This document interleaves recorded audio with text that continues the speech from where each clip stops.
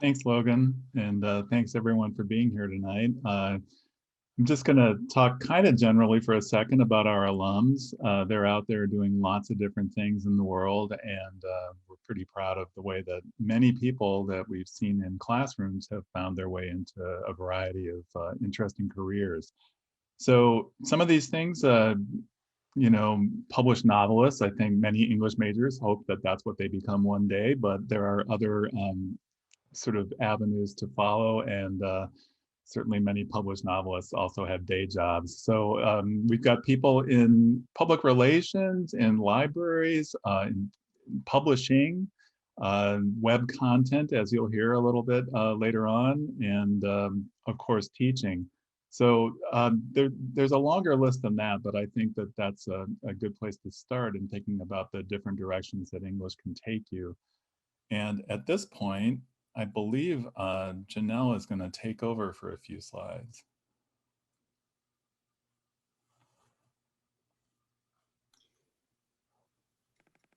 Thanks, Steve. As you can see here, I want to talk a little bit about transferable skills, and you may be wondering, why is it important to talk about skills?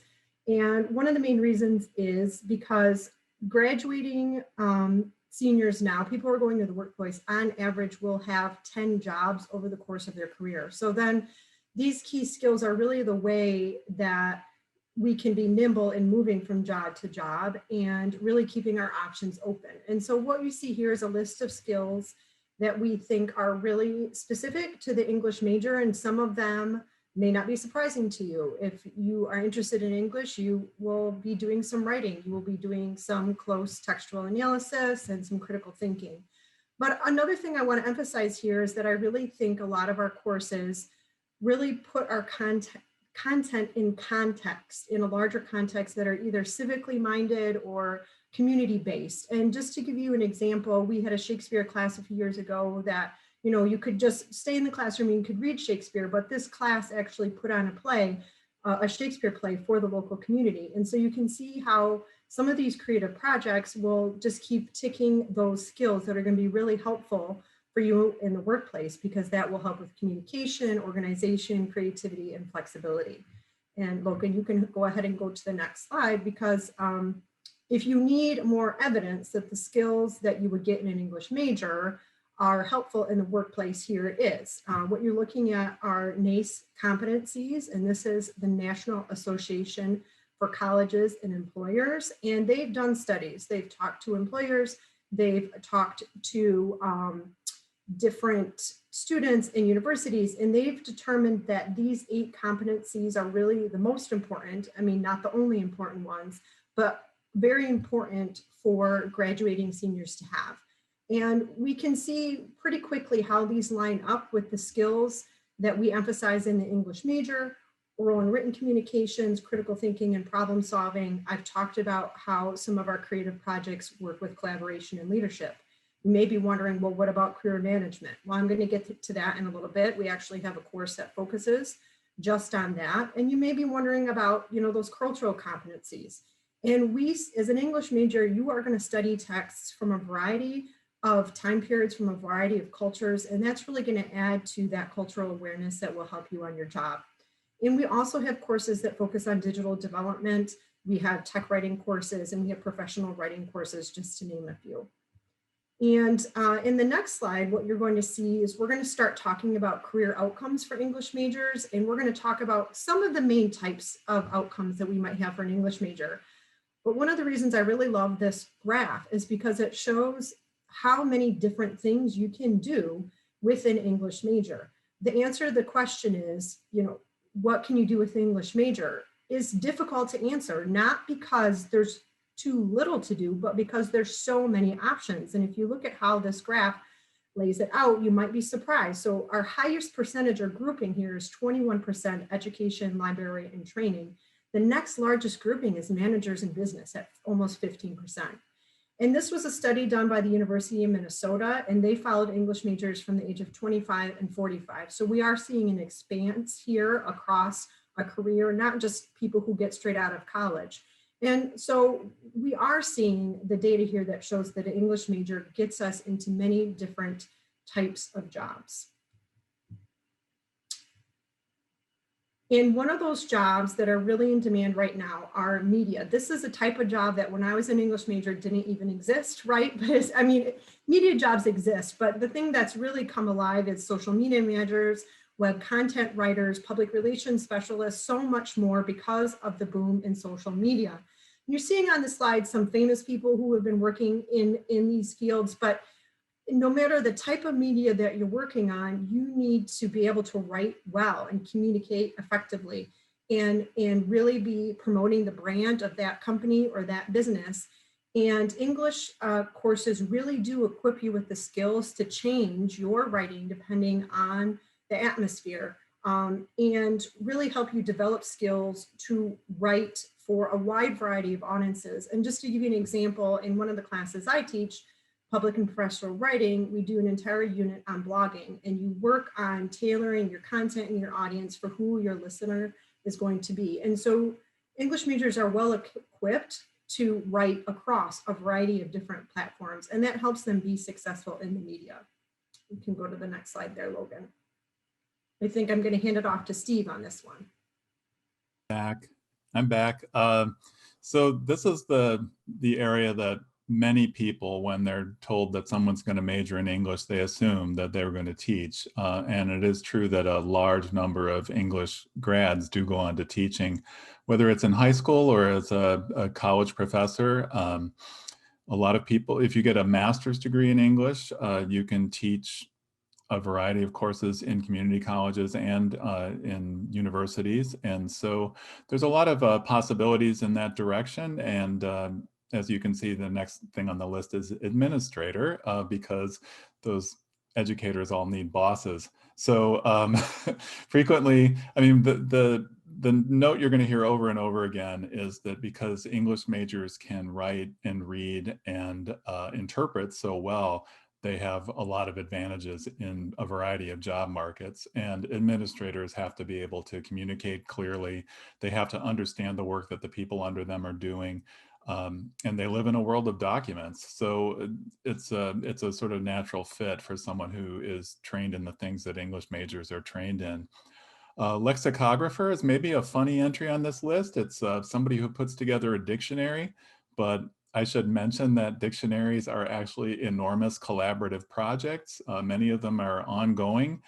Many of them are completely online now, and it's not a silly thing to have in the list. It's working with words, and it's doing it in a lot of interesting ways.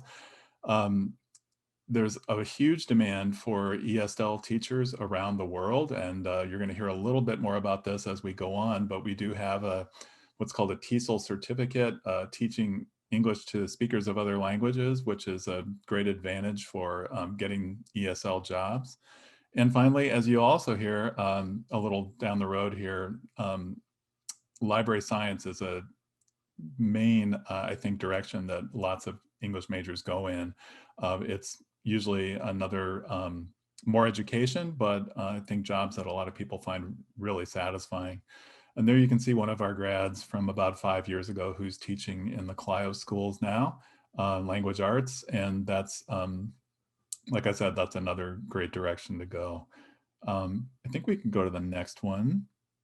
Oh, this is you, Janelle. I'm back to me.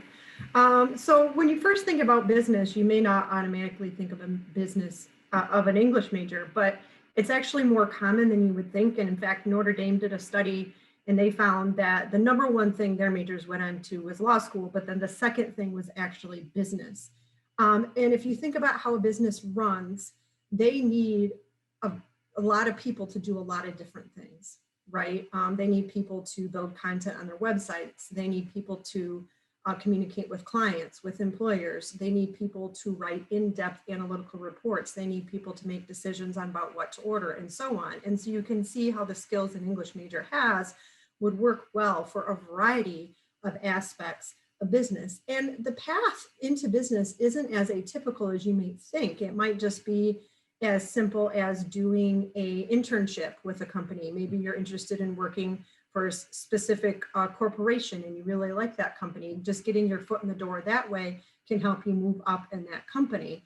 And if we think back to my pie chart from a few slides back, we saw again, 15% were going into management positions in business areas. So this is a huge area of opportunity for English majors. And just to give you a couple real life examples, you can see a couple things on here: hospitality, guest services. You may think those are strange. I personally know two people I graduated with who were English majors. One is a general manager of a store in Ann Arbor, and another is a director of hospitality management in Detroit. And so these are very real people with very real jobs who have put their English major to good use.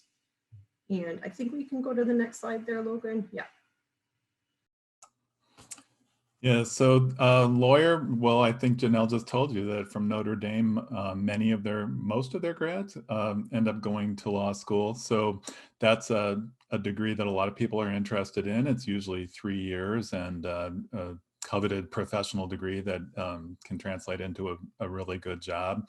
And not just necessarily for advocating for a client, but all kinds of possibilities, whether it's in the community, in the corporate world, in government. Law degrees are very useful passports into those kinds of employment. In the slide, we've got a picture that has a quote from the former Supreme Court Justice John Paul Stevens, who says that the study of English literature, especially lyric poetry, is the best preparation for the law, which might sound to you like sort of an oddball statement. But if you think about how, I mean, on one level, the humanistic education you get from studying literature is a great training for questions of justice, community values, things like that. And then there's also the interpretation of documents, which is what attorneys and justices do all day long, is study documents, try to establish the narratives that the documents allude to, and make decisions based on that judgment. So I've told many students over the years that when they're writing a paper for me about literature, they should think of it as that they're arguing a case in court. There's a really direct connection. These other people that you see in this list here, for the most part, are other people who have to use rhetorical skills and write or speak very persuasively. So whether it's in lobbying or grant writing for precious foundational or other kinds of money, speech writers for other figures, those are all complicated rhetorical situations that English majors have probably the best training to approach. A museum collections assistant is a job I don't know a lot about, but it makes sense to me that that's going to involve a fair amount of writing. And forensic linguist is somebody who would have to study probably written and spoken utterances with extreme care to come to scientific conclusions about what they entail. So any of those things, an English major in our department would have some skills in approaching. And I'll get to that a little more when we talk about our programs. But Logan, I think we can move on from this one. And so here you see that there are also careers in the direction of medicine and technology that English majors have an advantage in. A couple of these, computational linguist, an audiologist, a speech pathologist, all those would draw on the linguistics side, and you can be a linguistics concentrator in this department, so you'd have a greater sort of course load in that direction. Technical writing really spans medicine, technology, any number of the other career areas that we've talked about already. There's just an endless demand for technical writers out there in the world. And you can see in this slide too that having a double major in English and science lets students get higher scores on the medical school prep test. And that has to be because of the communication skills and the document understanding skills that English majors take with them into the world. So that takes us to our majors. I can talk about each of these just a little bit. As you can see, there are a number of specializations, and what these mean is that all these students take certain courses in common, but a writing specialist will take more writing courses, and those are in a wide variety from creative writing to professional writing to technical writing. With a specialization in literature, you take a fuller portfolio of literature courses, and then in linguistics, You would take literature and writing, but you would take mostly linguistics courses. We also have a teacher certificate program that is the direct path to becoming a high school teacher in Michigan. And so all those things are under the umbrella of what it means to major in English at U of M-Flint. And I could go, to the next slide.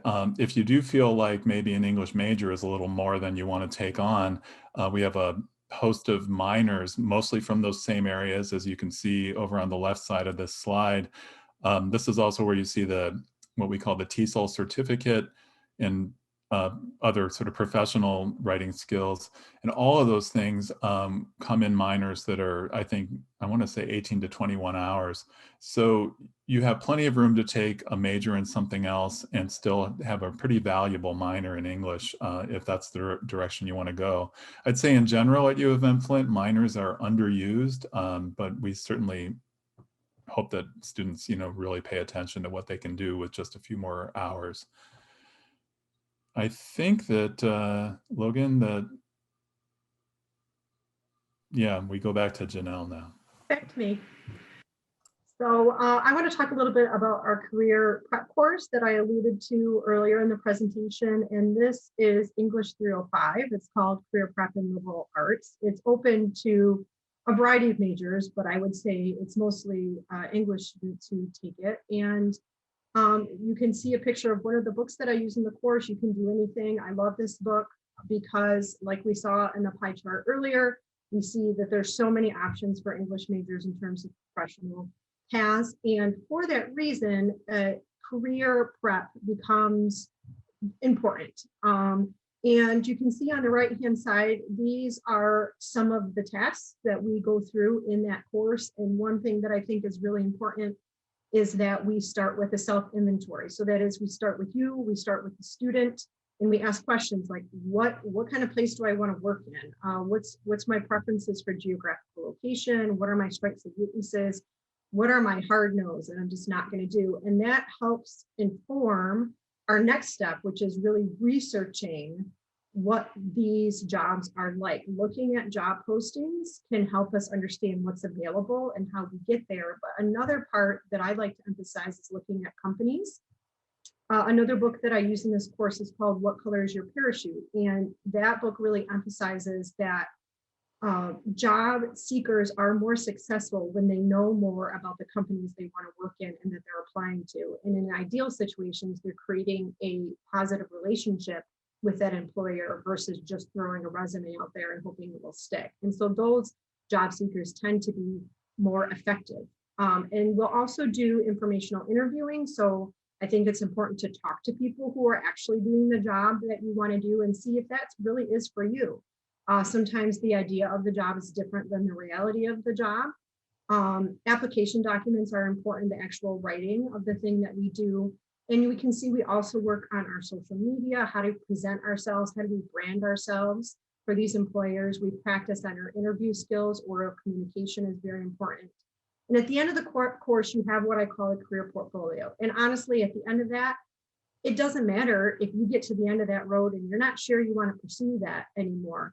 What you have is a really good set of skills and steps to go through so that when you find the next thing and you want to investigate the next job, you know how to do that. And because of that, I think our students are more flexible and also more successful as they move forward and start looking for jobs. And that's it for English 305. Logan, what's our next step? Next up, we move into some of the wonderful support staff that will make sure that you succeed both while you're a student here at UM-Flint and after you graduate to find a rewarding career. So Kalila, why don't you talk a little bit about academic advising and the kinds of supports that students will find with you as the English advisor? Yes, so again, my name is Kalila Rashida. And before I start talking about advising, I want to pose this rhetorical question. Why stress when you don't have to? So we know that college can be exciting, but sometimes a little overwhelming.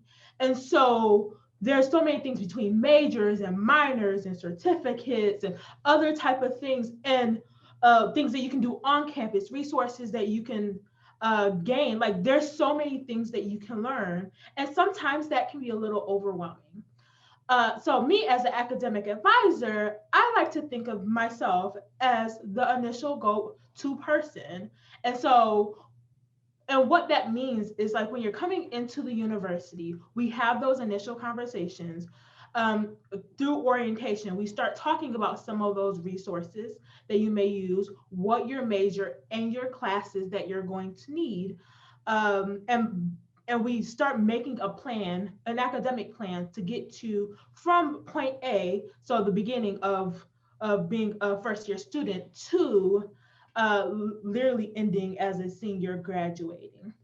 And so we do this in a couple of different ways. One, I make a plan, unbeknownst to a lot of people, even unbeknownst to students, I make a plan really to have your semester's information ready for you. So by the time that you meet with me every semester, you don't have to stress to think about what classes that you need to take.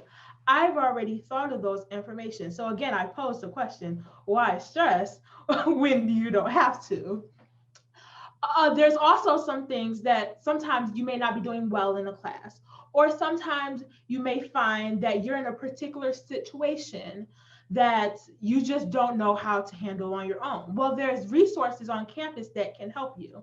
And most of the time, we don't know where to start. Like sometimes the saying, we don't know what we don't know, is a very applicable. Whereas an academic advisor, if I don't have the answer, part of my work is to kind of help guide you to your next step. So I might not be the last person that you're supposed to meet with. Maybe you need to meet with financial aid. Maybe you might need to meet with the professor. Maybe you might need to meet with your faculty advisor, which every English student will have.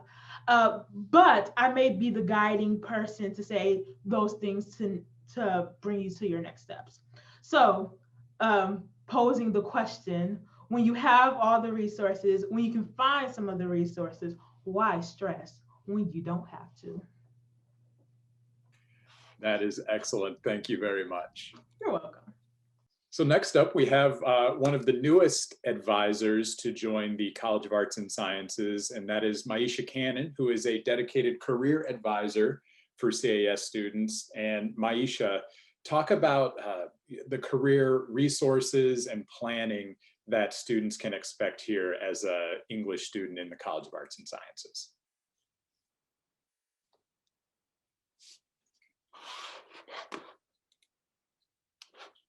I believe you're muted, Maisha. Classic.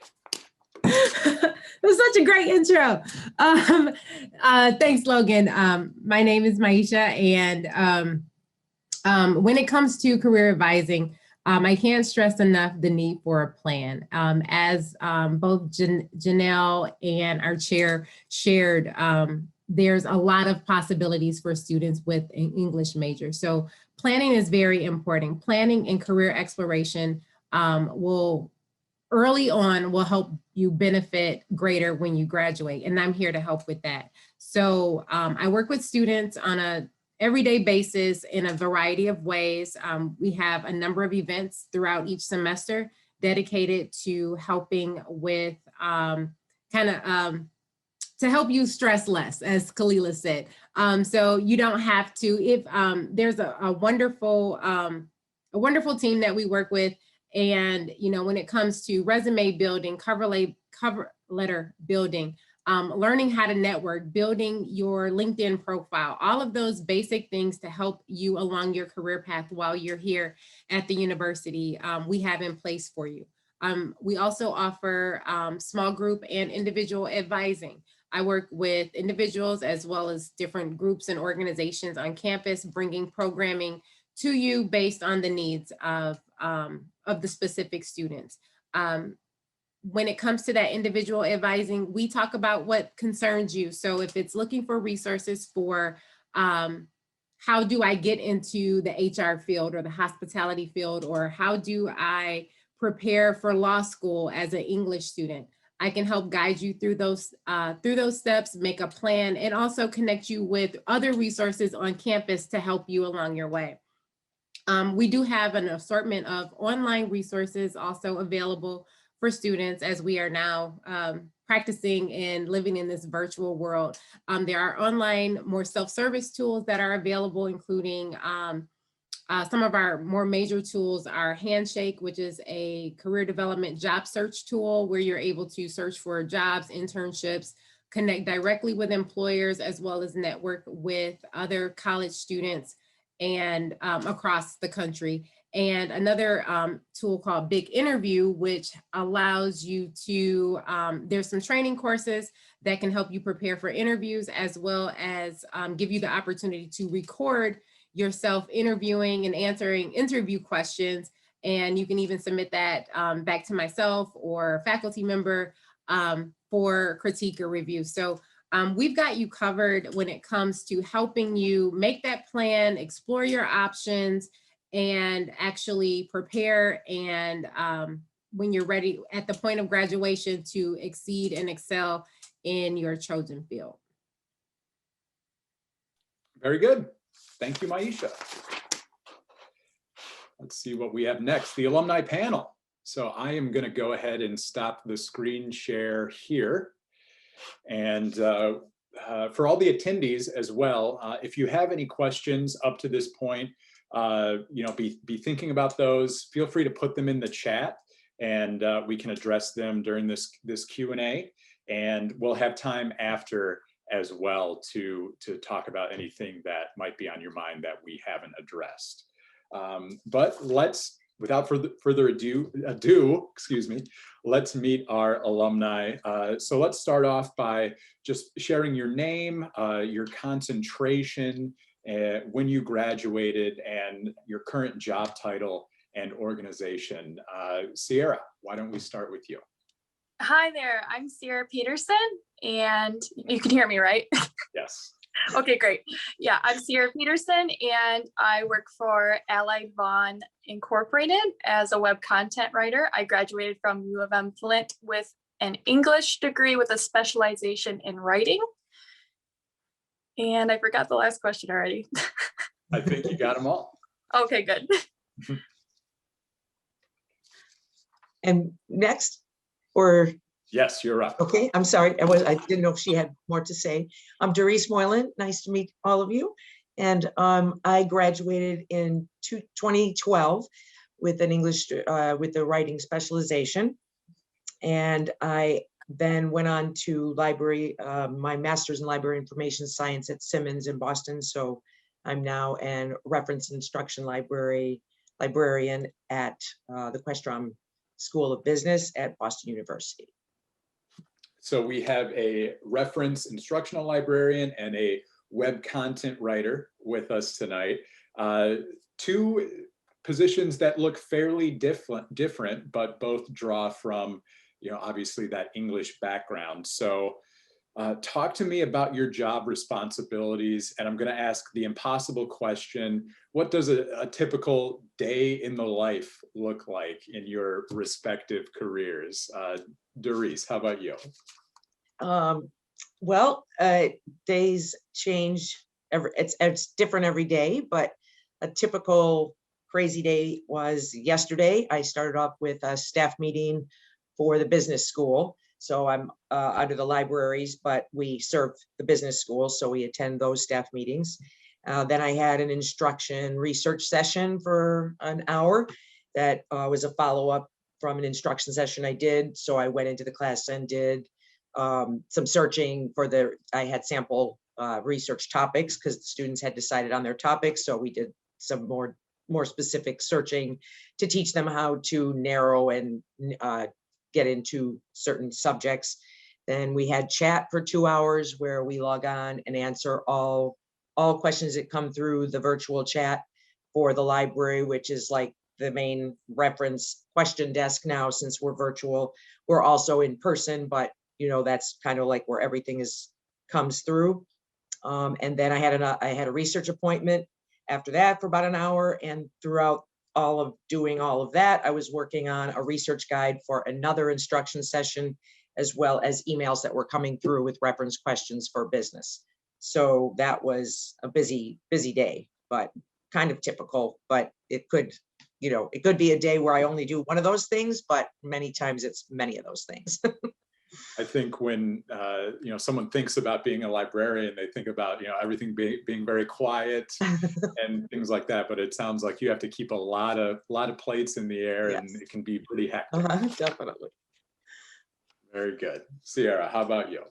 So I definitely relate to Joyce with balancing multiple things. You have to be strong. I feel like with most jobs today at multitasking and time management, for my day in the life, I could be doing anything as well. But most days I'll start out in the morning writing a few drafts. These drafts are documents that are going to be later published online for product descriptions. And then I might hop into one team meeting or two. Can you hear me okay? My connection's not that great, sorry. In my team meetings, we could be collaborating about new tech that's being implemented or a new SOP, you never know, or just saying, hey, how are you? It's nice to see you, miss you. We then I could be collaborating with a legal team or marketing team or both via email with several documents, lots of reading, checking people's edits, checking my edits, showing them what I think about this, think about that. Sometimes we argue about one single word if it's not the best choice, you know, it's fun. It's very fun to be in a room full of professionals and you're literally just raising your voices at each other about one little word. You can all sit back and laugh at each other like, I can't believe we just did that. And then some days I might have a colleague that needs help with transcription, which is, it's like transferring data of words in different documents. I guess that's the best way I can simplify that. And then at the end of the day, I might be getting drafts from my colleagues and editing their work and providing feedback for their documents. Yeah, that's it. And, you know, one thing that is interesting when we talk about, you know, content writing and content writing that's on the technical side of things, you know, for you dealing with, you know, automotive parts and things like that is, you know, how did you approach that going into this position, you know, not having a particular, you know, engineering automotive background? What does that look like for someone with an English background who transitions into this, you know, technical side of things? So I guess I could say I got lucky. After I graduated school with my degree, I worked my network and made a connection with someone who had a small business that worked in automotive. I was able to gain some information into that industry. And from that, I transferred those skills that I built in that job, just like Janelle mentioned with, you know, you work up to 10 different careers in your life. Like I use that as a bridge to my next position that I'm currently in. And it's industry you just learn as you go sometimes, and you need to do your own personal research. So if you don't know something about something, figure it out. And I love the fact that at UM-Flint, I've learned so many effective research tools to be efficient with my research so that I'm not wasting a ton of my own personal time trying to learn about, like, I had a background with, let's see, I had a background with HVAC, but then in my new position, I got HVAC as well, but I also got transmission parts. I had no idea anything about transmission parts. So I had to do my own research and start learning. But also we have a fantastic work team. I can collaborate with engineers, legal, marketing, product specialists, and they help supplement some of the content that I'm needing. And it's a great connective relationship, because where they're short on words, I'm not, and where I'm short on content, they're full of rich content for me. Sarah, you were talking a little bit about, you know, the skills that prepared you generally. So let's talk about how your UM-Flint experience prepared you for that next step after graduation. Doris, being a reference librarian, you went to graduate school before you ended up in the position that you are now. Talk to me a little bit about that process, how your UM-Flint experience and connections helped you down that road. Well, I wouldn't have been able to do it without, because we were moving back to Boston, and there's so many schools here, but there was only one. Of all the universities and colleges, there's only one library school in the whole state. So I needed to get into that school.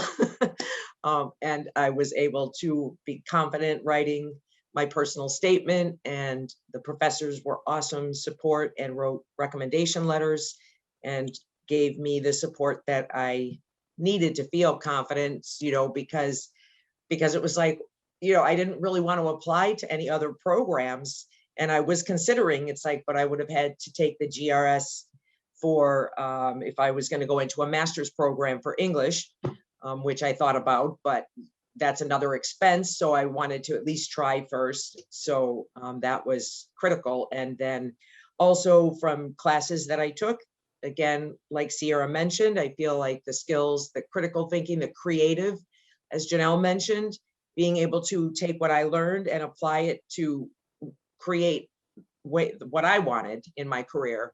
And I felt I had all those skills. I had the confidence to do that because of the critical thinking and then the support that I experienced. I worked in the writing center while I was at UM-Flint. So that was another great support system to achieve those goals. And I know that I wouldn't have even attempted without that support and what I learned. Sierra, any other thoughts from you?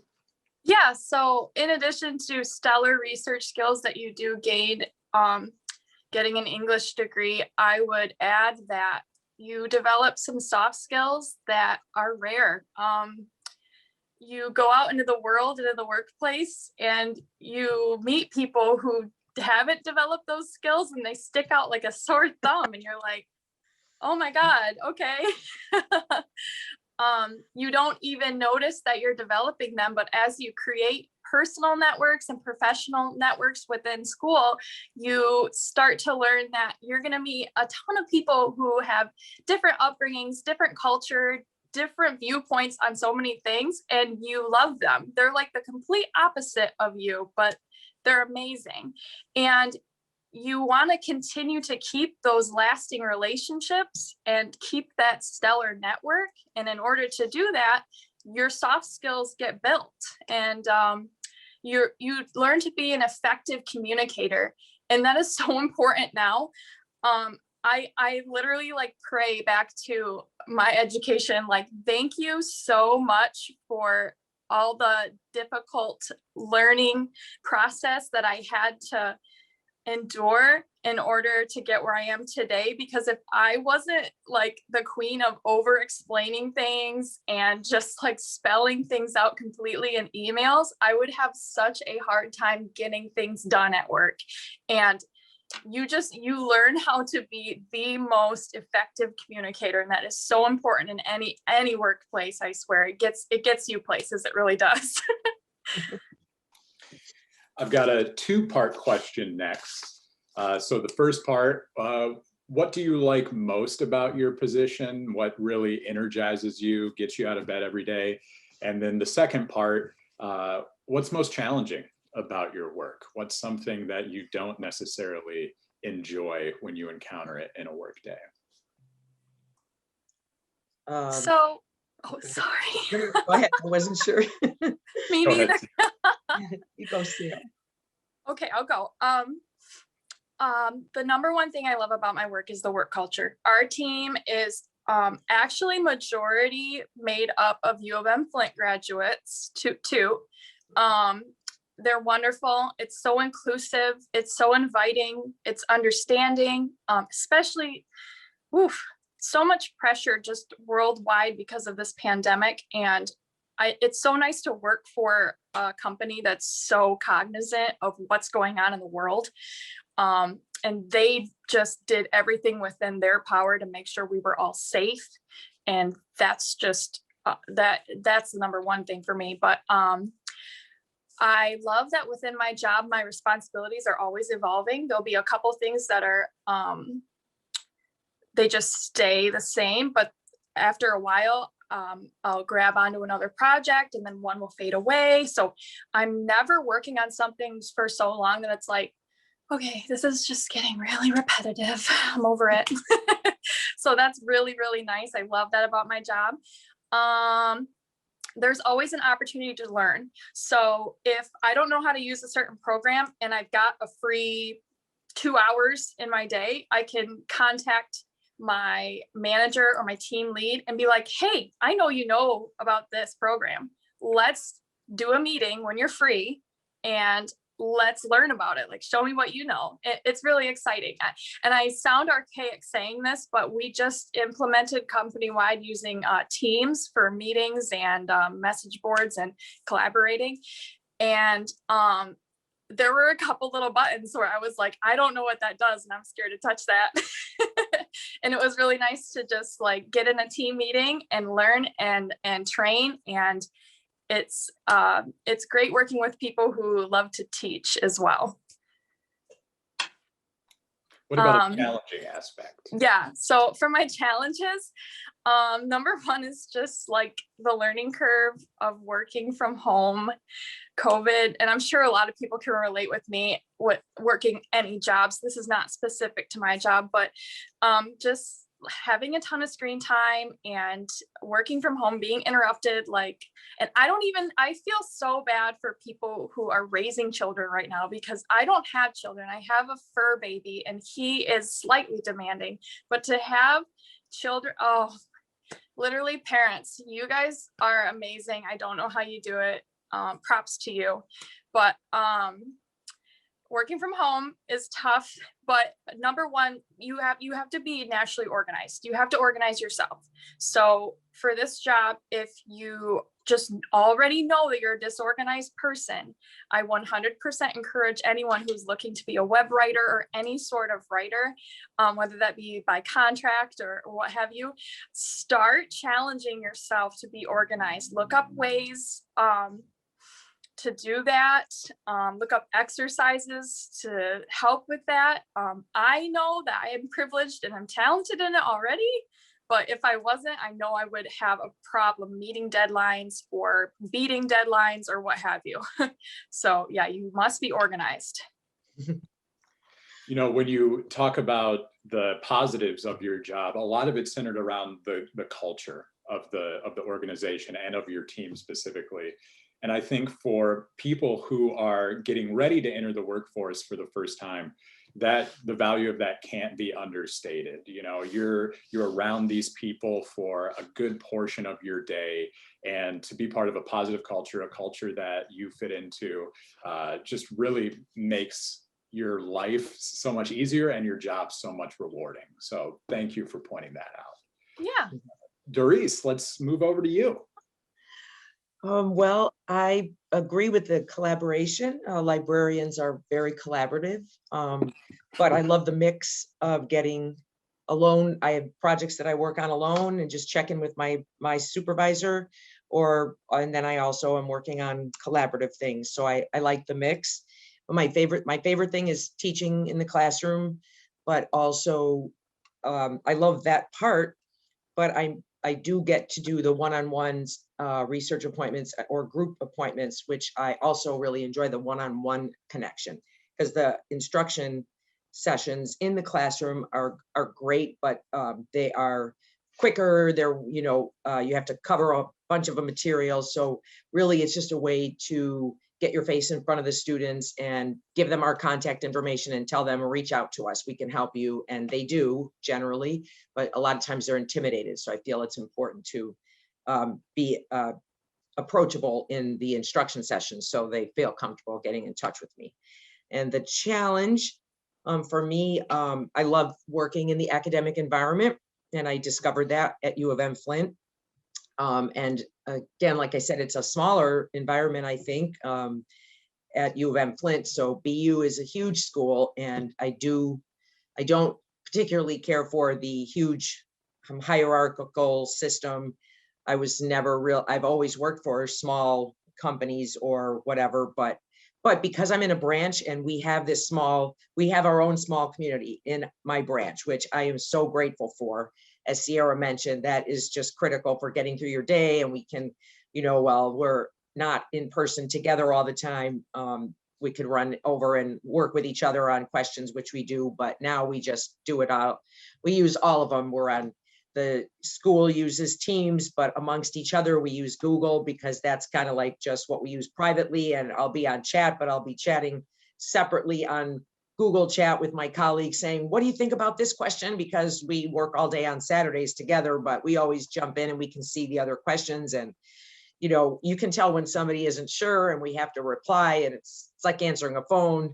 So you can't just blow it off. So behind the scenes, we're frantically searching together and saying, try this. And then on the front, they get an answer and it's nice and calm. But that large corporate thing, there's a main library. So there's librarians. I've been there 5 years that I've only met like a few times. There's a big Christmas party once a year. So, that's kind of a hard way to get to know some of your colleagues. It just takes a really long time. But again, we work around that because we're used to working virtually. So that can happen. But with such a large organization, you can feel like you're lost. And that's why I'm grateful to be in the small branch. But there's ways, that you could find smaller groups within if you were part of that larger community. Not as much in a branch like I am. So. And, you mentioned in passing that, you were working on a Saturday. So that's something to be aware of as well for people. You'll sometimes be on call, outside of regular business hours on the weekend. So be aware. Well, and that's my shift. I was hired to be, I work like a mid shift. So I'm there into the evenings and on a weekend so that the reference desk has coverage for the students. Because people are like, on the weekends, it's like, oh, Sundays is like one of the busiest days in the library. Fridays, Saturdays, we close early because everybody's partying. So that's fine with me. But then I can go home and go to bed. But on Sundays, that's when they all come back and they have assignments due. So yeah, that's a late night, which I don't have to be there that late. But that's a typical student schedule. I gotcha. Which I love. It keeps me a student myself, as Sierra mentioned, that opportunity to learn all the time and having access to the databases was a huge inspiration for me becoming a librarian. So let's think back to your time as a student at UM-Flint. What do you value most about your time here? Was it culture, connections, resources? What sticks out in your mind as a UM-Flint English memory? How about Sierra, you go. Number one, first thing, the instructors, and like this whole meeting is titled, their passion for what they're teaching you. Every instructor I had loved what they were teaching you, and you could tell when you were in class. I never had an English class where I was sitting there and I'm like, I'm going to fall asleep. Like, no, I was engaged. I was fully engaged. The language, the course materials that are selected, I would have never chosen them personally. I never would have stumbled upon them. And to have that exposure to those materials is just, it was groundbreaking for me, for building myself personally and professionally. So I value the instructors and the care and the time and the passion that they put into these courses. I also value, and this can be translatable to any major, but I really appreciated how when I studied at U of M-Flint, I developed an understanding that I'm part of a global community. I'm not just in this small little Flint, Michigan, this small city, and my actions, they make a difference in the community. So I can make actions that are like a pebble dropping in the water. I can make large positive actions, or I can make large negative actions with negative implications. So that understanding makes you really choose what you study, how you present yourself, what you say to others and in private and in public. I mean, that makes you choose wisely, I feel like. And it was really important for me to understand that I'm not just this little student, like, you know, you feel like it when you're taking these classes, like I'm just bopping around with my backpack and I'm going to go to this class, going to go to that class. But you have to take a step back and look from the outside and realize, like, I'm connected to this university is connected to the city is connected to so many places, so many people, and you can create those connections and make friends, colleagues, future coworkers like you don't know. So I really appreciate that. And what about you, Grace? I have 100% agree. The professors, instructors made the world of difference. The community, I felt like I was not just treated as a student. I did go back to school later in life. So for me, it was getting back into that and feeling confidence, building my confidence. The passion and dedication that the professors all had was, as Ciara said, just inspirational and motivational. Every professor was like that, like she said, and every professor was a mentor to me, a friend, and also my fellow students. And like I said, I worked in the writing center, so that was another deep connection I had with the English department. I used to just go to the English department and, I'm sure it started out as for office hours, and then it was just a matter of, oh, who's in their office? And I'll just go chat with them or ask them, a question that popped into my head. And it was just something I cherished and I miss. I used to walk the halls of the English department, even though it's kind of one long hall, or at least it was when I was there. But that's what I have, that community of the professors and the fellow students that I was able to become part of was the most important thing. And then also obviously getting into my career. But that I still have just great memories and love that I can stay in touch. Excellent. Well, thank you both for your insight. I think it's really interesting to hear, both perspectives on what you valued during your time here, but then also how that time influenced, your respective paths after graduation. So thank you again for being here. Thanks for having me. So at this time, if anyone has any questions, feel free to either type them in the chat or go ahead and unmute.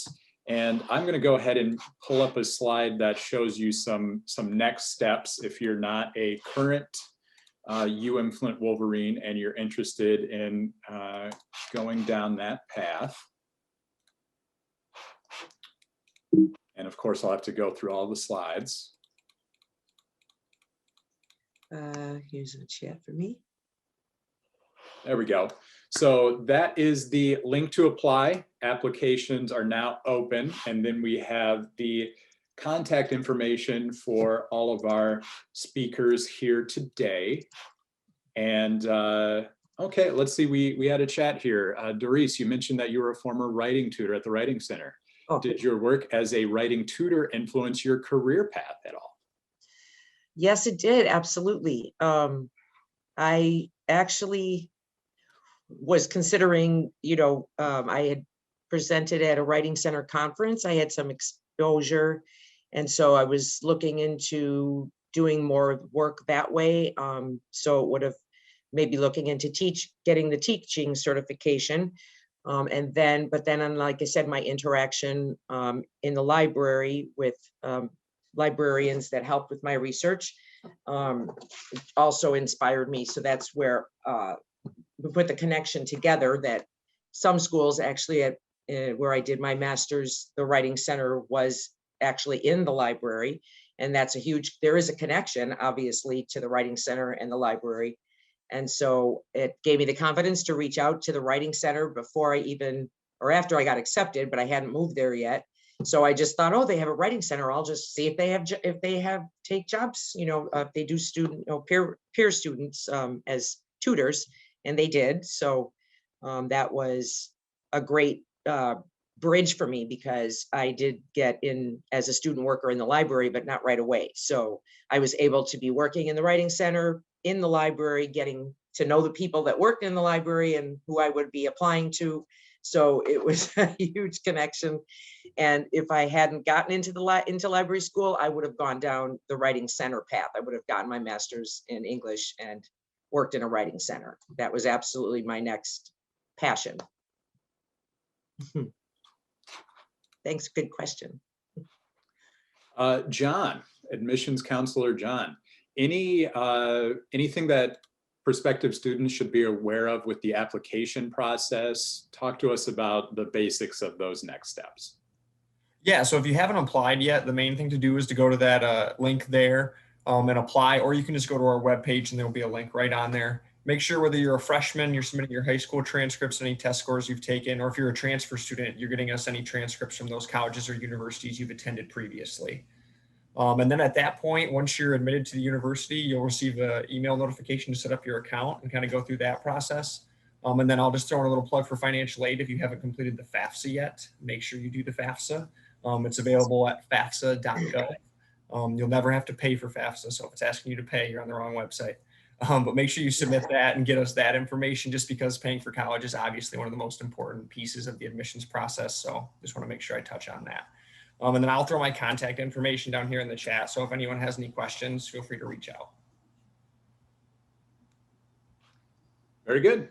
Any other thoughts from any of our guests today or any of our panelists? Anything that we didn't cover that might be important, or any questions that we didn't get to? I wanted to mention that U of M has a master's library information school. And I would have applied there, but we were moving to Boston. So I just wanted to throw that out there. Yes, you could get your undergrad degree here at UM-Flint and then get your master's with Ann Arbor. That would be a perfect pathway. And looking into student working in the library is a good idea. Or the Writing Center.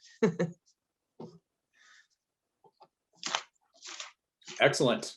Well, if there's nothing else, thank you all for attending today. And I think there's one more question in the chat. Yeah, there is. Maisha, do you have any recommendations for networking in a pandemic? That's a good question. Oh, that's a great question. My suggestions would, because we're all virtual, using your virtual options. So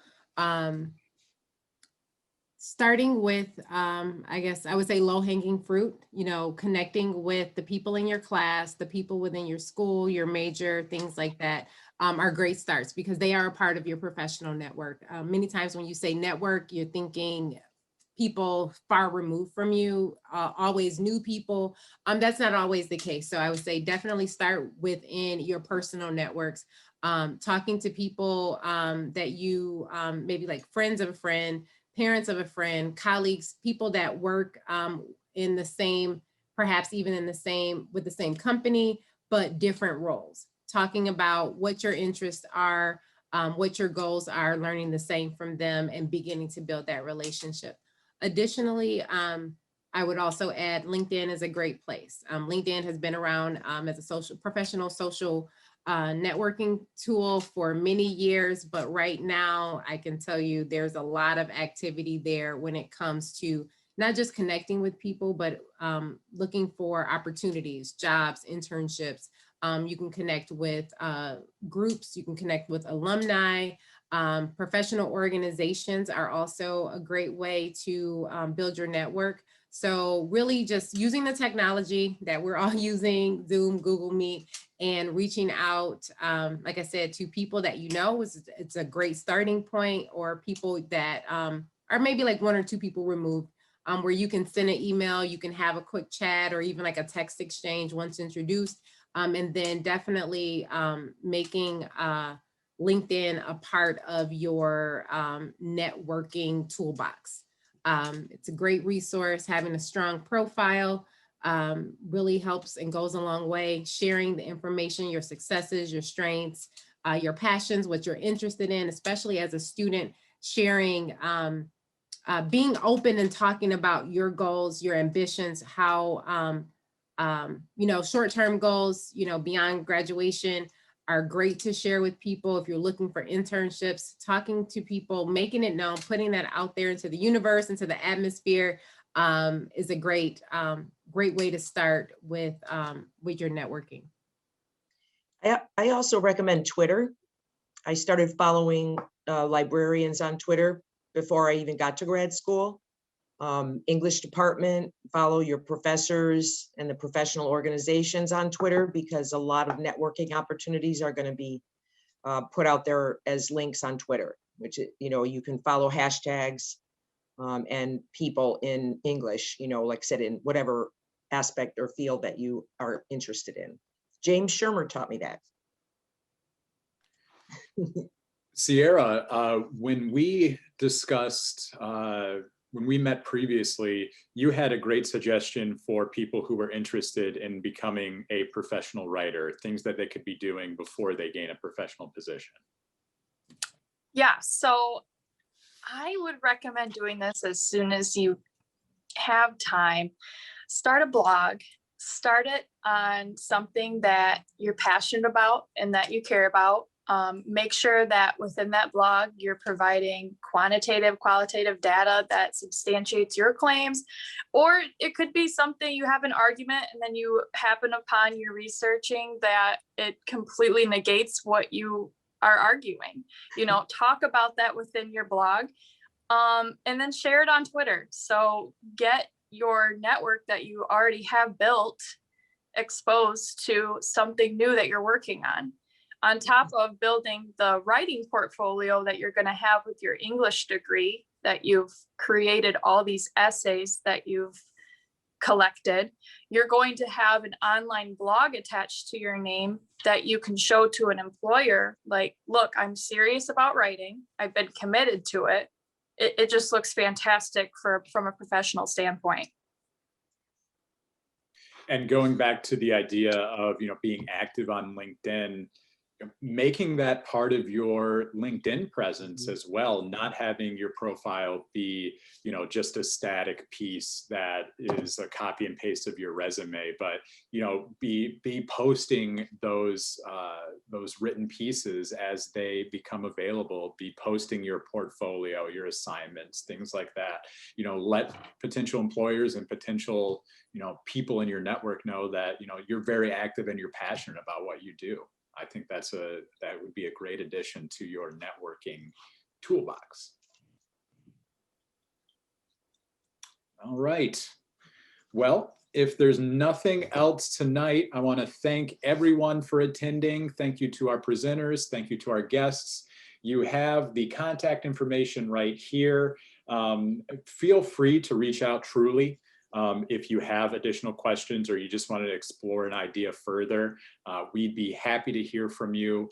And thank you again, and have a great rest of your night. Thank you.